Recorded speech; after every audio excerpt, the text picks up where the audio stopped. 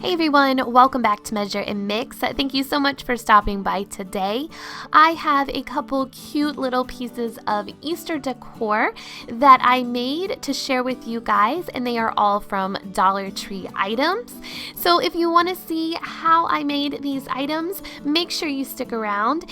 And if you are new to my channel, make sure to hit that subscribe button and the notification bell so you don't miss out on anything new. Now let's get started. Alright, for this project, it's really simple. I am going to be making a cute little bunny tray, and I'm going to be using these ceramic painting sets from Dollar Tree. I have 3 of them, and then I'm just going to be removing the hangers from on top of the bunny's heads. All I did was just use some pliers to pull out the hangers. Then I'm going to use one of these glass plates that comes from Dollar Tree. Mine is already painted because I am repurposing it from an older project. And all I'm going to do is I am going to arrange my 3 bunnies in a circle, and I'm just going to test out the plate on top of them just to make sure that I like how it looks. Then I'm going to take some hot glue and put a dab on top of each bunny's head. I would recommend using E6000 as well because the hot glue will not hold it for very long. After I put the hot glue on top, I am just going to place the plate on top there, and pretty much it is done. All I did was take it outside and give it a fresh coat of white paint. Now you could paint this any color you want. I think it would be really cute in a pastel pink or blue or green for spring or Easter. And then also you can display it however you want. I have this cloche that I made from a Dollar Tree bowl a long time ago and just put an old wooden knob that I painted white on top of it. And then I just put some Dollar Tree eggs and some of the Excelsior grass inside of it as well, and I think it turns out really cute. Okay, for this next project, I was inspired by a sign I saw on Amazon and on JCPenney's website, and it costs around $30 or so I thought I could make it myself out of these Dollar Tree items. So I'm using 2 of these egg Easter signs from Dollar Tree, and all I'm doing is removing the backs off of the eggs, and I'm going to be using 6 eggs. Now there are 2 different sizes of eggs that I didn't realize until halfway through. So you'll want to use 3 bigger eggs and 3 smaller eggs. Now all I'm doing is sanding the backs of the eggs because that is what I'll be using. I'm not going to touch the front with the glitter and all that. I'm just going to sand the back a little bit to make it smooth. And then I'm going to give each egg 1 coat of white chalk paint.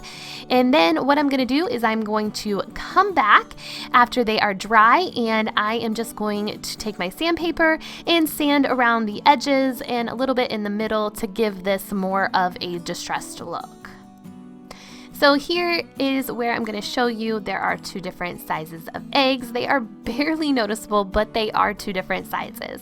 So I am going to just lay out my eggs and alternate in between the big and the small. So I'm going to start with a big one, then a small one, then a big one, then a small one, then a big one, then a small one. And that's how my sign is going to be laid out. So for the lettering, I decided to just do some hand lettering, and all I did was have my phone open and I was looking at the inspiration photo and trying to just copy that with a pencil onto each of the eggs. So I would recommend, though, because this took a long time to do, unless you're really good at hand lettering, I would definitely recommend to get some stencils or to print out in Word the letters that you want, and then come back and transfer those letters with a pencil onto the piece that you are doing. Because like I said, this did take a long time to do each of these letters and get them the way I wanted them. But it worked out in the end for me. So if you have time, it will work out. But if you are short on time, definitely do it one of the other 2 ways. After the letters were all traced out, I went back in with my Sharpie paint pen and just traced over the letters and then filled them in. So next I needed to make some bunny ears for the tops of 3 of my letters. So for that, I'm going to be using one of these cloths from Dollar Tree. I used it in a previous project, and then some of this floral wire that I already had. Now you could take the bunny ear headbands from Dollar Tree and just cut off the ears and use those, but since I had these products already on hand, that's what I'm going to be using. So what I did was I just cut a piece of wire off, folded it in half, and then twisted the bottom parts together, and then I just kind of formed it into an ear shape, and then I cut the excess wire off the bottom. Then I took the cloth and I just cut a square out of that would fit around my wire ear shape.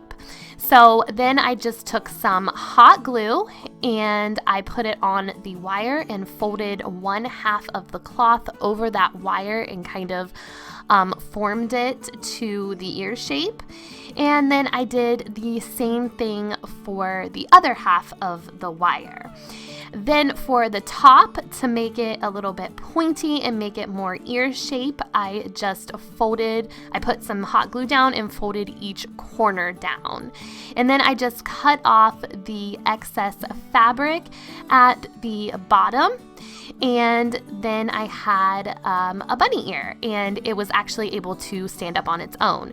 Then I just did this for 5 more ears. After all the ears were made, I just took 2 of them and attached them to one of the ears just by using some hot glue. I just placed some on the ears, and then I just laid the egg on top of there at the top so it looked like the ears were coming out. Then I also took the other 4 ears and placed 2 on the S and 2 on the other E. Now for the tails, I just took some of the leftover fabric, just a little scrap of it that I made the ears out of, and I just placed some hot glue on one side and then just kind of balled it up to make it look like a little tail. And then I just hot glued it to the bottom of the E, the S, and the other E. You could use cotton balls or pom-poms in place of that if you wanted to.